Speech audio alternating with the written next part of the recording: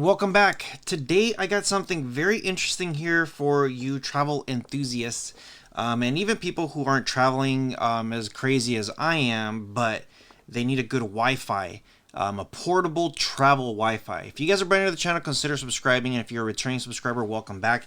I got here the Ryoko portable wireless router. This thing is pretty interested actually how it's going to work. I'm going to be testing it out there and hopefully I can get some good stuff. So just wanted to give you guys here a breakdown, what we get, how to set it up, and then we're going to go out, I don't know, somewhere in the world and test it out to see if it actually works. So here we go. The features, it says 4G LTE Wi-Fi router. You do get plans here. I'm going to leave a link in the description below for the website. But there's different plans that you can get, different things that comes with this. So battery is 3000 mAh, up to 10 hours of usage, 4G LTE internet connection, fast speeds up to 100 megabytes of download speeds, secure Wi-Fi network, connect up to 10 devices. I do have the upgraded battery, which you do have options, and then this box has a Wi-Fi password, which you could change later. The complete manual for the Ryoko Pro is available inside the box. So cool. Let's go ahead and open this up. So I did get the upgraded battery because I really did want to not deal with 10 hours is good. Actually, 10 hours is great. I probably wouldn't be on this thing for 10 hours straight, but you never know what the situations can be. So here it is. This is exactly how it looks like. Ryoko. It on the side, I'll show you guys right here. It has the power button, and then it has a check button, and then it looks like dual buttons, which I'll find out what that is. USB-C, USB charging, which the charging port will be right here at the bottom. There is a QR code here in the back, and I'm guessing that's going to be probably to download the app. And here is the user manual guide. So first thing it says, turn on, press and hold the power button. Step 2, connect your phone, laptop, and other Wi-Fi capable device by entering the Wi-Fi details or scanning the QR code. I do want to test this with my phone to see how it works. So it says there is an online user manual guide. There's a QR code here for support. And then here it says you get the LCD display, shows signal strength, number of connected devices, battery level, Wi-Fi information, the VIODA data plan, information and VIODA features. Everything's on the screen there. So I forget what plan I got, but I guess once I'm in, I should be able to see it. Power button, press the hold power button for 2 seconds to turn on the device, 3 seconds to turn it off. Confirmation button, if you switch icon is displayed on the screen by Ryoko Pro, you can switch the function on or off by using this option. And then the 2 arrows is just a page switch. Tap once to switch to a different screen, so that's all it does. So it's not a display where you could just swipe it. I'm okay hitting that button right there on the side. It doesn't have to be a touch screen. Page switch button. Okay, so USB-C. Number 6 is going to be the SIM card, which is going to be right here on the side. And then reset back factory settings will be right next to, it's that little pin right here on the side.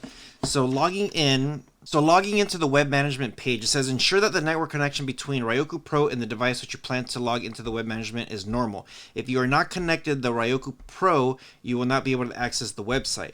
So it says open a browser and type in this bar. So I can go to my phone, type in the bar, and then it will display everything. I have to be sure that I'm connected though. So keep that in mind. I'm going to go ahead and we're going to go out somewhere with one of my travels and connect it. I'm going to connect it here first before we go out, so that way we can see exactly how it works. And then we're going to go out the country to test it out the exact same way.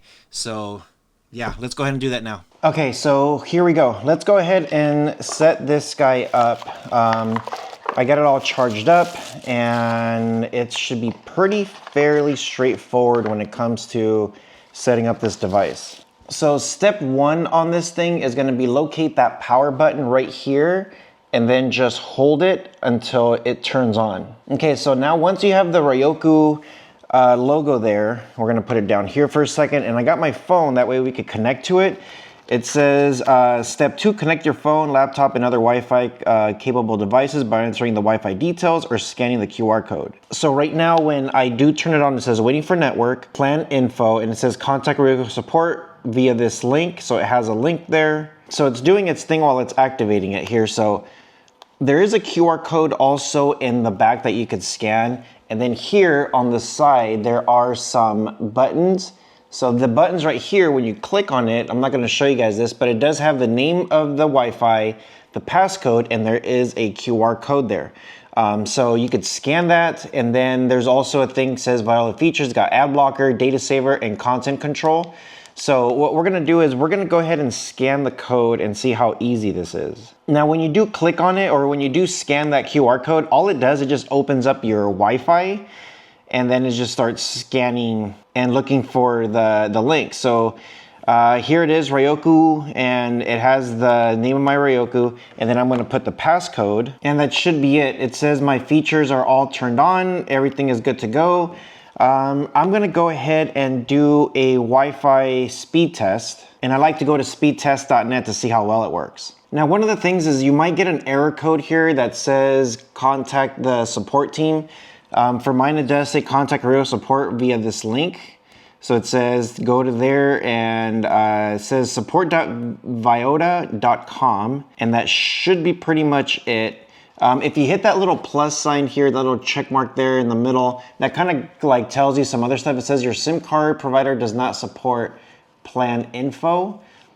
And then if I kick it again, it just says to contact them. And that's pretty much it. So I need to contact them. Right now, the speeds only say 12.85 megabytes download speeds, with my ping being 323, which is extremely slow. The hosting, it does say Tallinn, which that's interesting because Tallinn is in Estonia, so I'm guessing the SIM card might be from Estonia. But again, I'll need to contact them to do that. Now, what I'm gonna do next is I'm gonna take it outside of the United States. I'm gonna call them, fix it, and see if I can get some good speeds. I am getting good internet. I'm just gonna open up a game here called Clash Royale, just to see how well it runs. And it looks like it pulled everything up pretty well. If I do hit battle, as you can see, the loading actually happens pretty quick. I am connected to that Wi-Fi, and the response time of this thing is actually pretty good. As I am moving everything, I could see him dropping his soldiers pretty fast.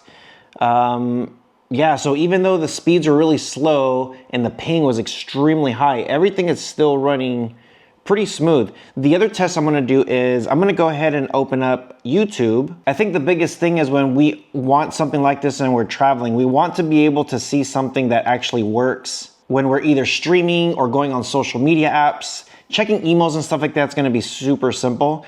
But let's go ahead, and I'm going to open up my video here, and here it is. There's the quality. It looks actually pretty good, and the streaming is actually pretty smooth. I don't see anything caching down here at the bottom, and there it goes. Now it's kind of buffering a little bit. The quality is set to 480p, but it actually looked much better than 480p. So I think what it was doing is it was at a higher resolution, and then it switched it down to 480. So here it is, just bumped it up to 4K, and it looks like it's running pretty good. So I'm gonna go ahead and contact them. I'm gonna see exactly what that error is. It looks like I'm connected and everything is working just fine. Now, another thing is, if you did want to change the username and password on this, make sure you are connected to the Wi-Fi. In the steps here, it says there is a web management page, and you go to 192.168.0.1, that's the address bar, and then you just put in your information here according to the app, or I should say according to the paper. And then once you're connected, it's gonna say network connected. It tells you your host name, it tells you your MAC address, IP address. It has all that information on here. Here it will say your information. It has your device information, and again, I can't show you all the information because it's got my IP address, MAC address, all that stuff. You do have an SMS device, so anything that you want to add. So it's got SMS settings, and then of course you have your settings tab here, and this is where you could go actually and change your information. According to this, it says the default SSID and password are printed on the device. And then you can change it by going here, going to the web management and then Wi-Fi settings. Now, according to this, just looking at this, you have your 4G, 3G, or 2G, which is gonna be automatic. And I set it to priority to 4G. It does not have 5G. So just keep that in mind when you have it. Now, when it comes to your Wi-Fi settings, you can change the name of the network. So right now mine's called Ryoko BB8B, and then it's got the password, but you could actually change that here. Now, once you have changed it, and I'm not gonna show you guys the screen again because then you'll see everything that I got, but you hit apply and it says all connected Wi-Fi devices will need to reconnect it. Do you wanna continue? I'm gonna hit yes. And now this thing is going to update, and I believe, okay, so I can actually see my username and password on this device, the updated one. And then here, my Wi-Fi has now disconnected, so. Let me know what you guys think in the comment section below. I'm gonna do a separate video about this and let you know my thoughts. You guys take care of each other, and I'll see you in the next one.